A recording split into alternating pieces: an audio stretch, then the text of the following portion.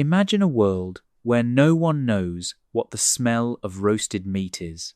For countless generations at the beginning of human history, fire had not yet become part of daily life, and food was never something that was prepared. Whatever could be found in nature was eaten exactly as it was. Meat was torn apart while still fresh. Hard roots were chewed with every bit of strength the jaws could muster, and dry seeds often took hours to crush. No one knew that one day food could become softer, tastier, or easier to digest.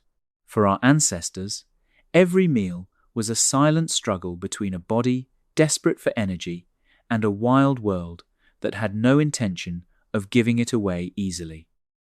And what is truly remarkable is that humans lived this way for hundreds of thousands of years before someone first placed food beside a fire and accidentally changed history forever.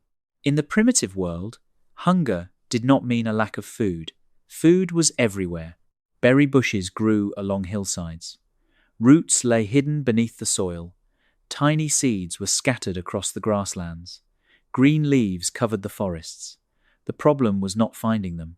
The problem was knowing which ones could be eaten and still allow you to survive afterward. A harmless-looking berry could contain poison. A certain root could leave the stomach in agony for days. A bright green leaf could sometimes be more dangerous than the claws of a predator. There were no guidebooks, no one to explain what was safe and what was dangerous. Each generation could only learn from what it remembered and what it witnessed. Perhaps there were people who tasted an unfamiliar fruit and never woke up the next morning. Perhaps there were tribes that remembered a poisonous plant simply because they had lost someone to it. Over thousands of generations, those memories slowly accumulated. Humans learned which fruits to gather when the season arrived, which roots had to be dug from deep underground, which leaves should be avoided no matter how tempting they looked. Before humans learned how to cook food, they first had to learn a lesson far more important: how to recognize what was truly food. Primitive humans did not take long to realize that nature rarely offered food in its most perfect form. A hard seed could be packed with nutrients, yet be nearly impossible to eat if left inside its shell. A root could provide valuable energy, but be too tough and fibrous to chew. Even plant stalks that seemed useless sometimes concealed a soft, edible core inside. Gradually, through countless experiments, humans began changing their food before eating it. Stones were used to crack hard nuts, crush tough roots, remove thick outer shells, or cut large pieces into smaller ones. It was not cooking in the way we understand it today, but it was something even more important. For the first time, humans were not merely finding food, they were actively making it easier to eat.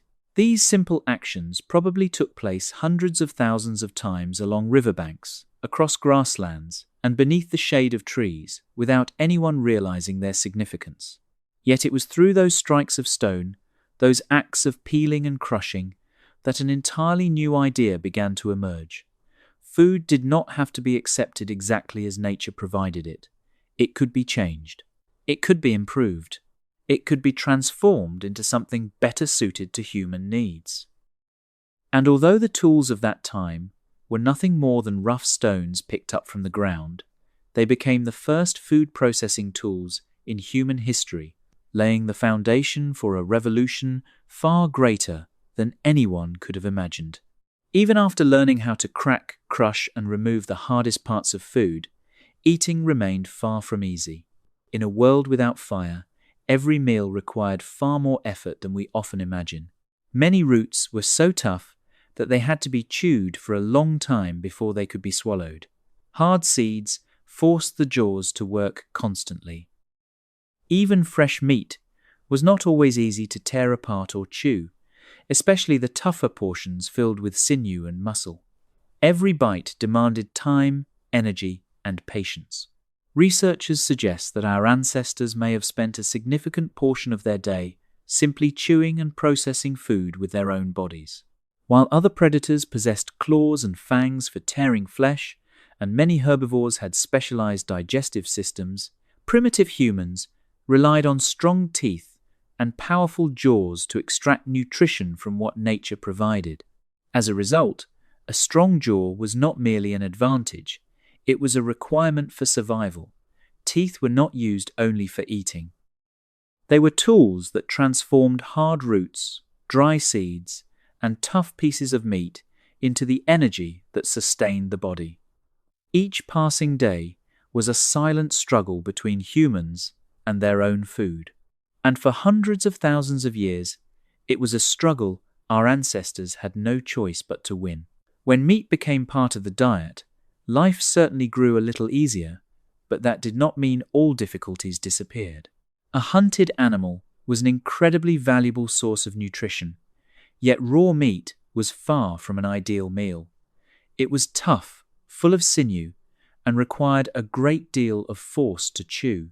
Large muscles were often difficult to tear apart and much harder to digest than meat softened by heat. The body had to spend additional energy simply processing the very energy it had just acquired. Perhaps that is why other parts of the animal were valued just as highly as the meat itself. Organs were often softer, easier to eat, and packed with nutrients. The liver, heart, and other organs could be consumed quickly without requiring prolonged chewing, but the most valuable part was often not the lean meat, it was fat. In a world where food was never guaranteed, fat was like a concentrated reserve of energy. It helped the body maintain its strength for longer and survive extended periods of scarcity. That is why bone marrow became one of the most prized parts of any prey animal. Long bones were smashed open with stones to reach the soft marrow hidden deep inside, not because it tasted better, but because it contained the energy the body desperately needed to continue surviving. Because when finding food was always uncertain, no part of the animal was wasted. From the meat and organs to the marrow inside the bones, everything was used, not because of habit, not because of ritual, but because every part contained the most valuable thing in the primitive world, the energy to survive one more day. Before fire became part of human life, most of the work was not done by tools or food processing techniques, but by the body itself. Every piece of food placed into the mouth was only the beginning. Teeth had to crush things that were hard and tough. The jaw muscles had to work continuously for hours. The stomach then took over, trying to break down difficult plant fibers and coarse strips of meat. After that, the intestines had to extract every bit of energy they could from that food. This meant that every meal did more than provide energy. It also consumed energy. The body had to invest tremendous effort simply to turn what it found in nature into something that could sustain itself. A significant portion of our ancestors' lives was probably spent searching for food, chewing food, and digesting food. In the primitive world, food was not merely a part of life. It was almost the center of everything. Movements and migrations often followed areas with more abundant food sources. Important decisions made by a tribe were often connected to finding enough energy for the days ahead. Even health, survival, and the ability to endure a dry season or a cold season depended on whether the body could obtain enough nutrition. This was not because humans lacked intelligence or creativity.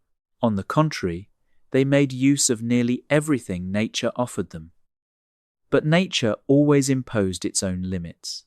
Food might be right in front of them, yet turning it into usable energy for the body was an entirely different struggle.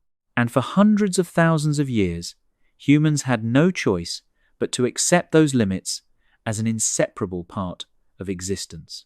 Then, at some point in the distant past, a discovery emerged and quietly changed the fate of humanity forever. No one knows exactly when it happened. Perhaps it came after a wildfire left behind smouldering embers, perhaps beside a tree still smoking after being struck by lightning, or perhaps someone accidentally dropped food near a source of heat and noticed something different. Whatever the true story was, that moment must have been extraordinary. For the first time, food met fire. And almost immediately, the world began to change. Pieces of meat that had once been tough and difficult to chew became softer. The jaws no longer had to work as hard as before. The body also no longer needed to spend as much energy digesting them. Many roots that had once been hard and difficult to eat became softer, easier to absorb, and even developed a sweetness that had previously been almost impossible to notice. Plants that once provided very little nutrition became far more valuable sources of energy after being heated.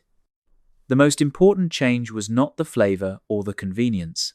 The most important change was that, for the first time in history, humans discovered a way to extract more energy from the same food source. It seemed like a simple change, yet it created an enormous difference in survival. For hundreds of thousands of years before that, humans had always accepted food exactly as nature provided it. But from that moment on, that was no longer true. They began changing food before food could change them.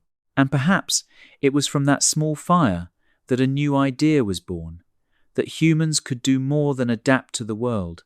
They could transform it. Before fire, humans lived in a world where nature decided everything. Food appeared in whatever form nature provided, and they had no choice but to accept it. But when fire entered the lives of our ancestors, that began to change. For the first time, humans were not simply searching for food, they were beginning to transform it.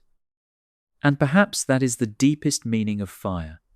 It did not merely cook meat or soften tough roots. It marked the moment when humanity began to change the world around itself, rather than simply trying to adapt to it.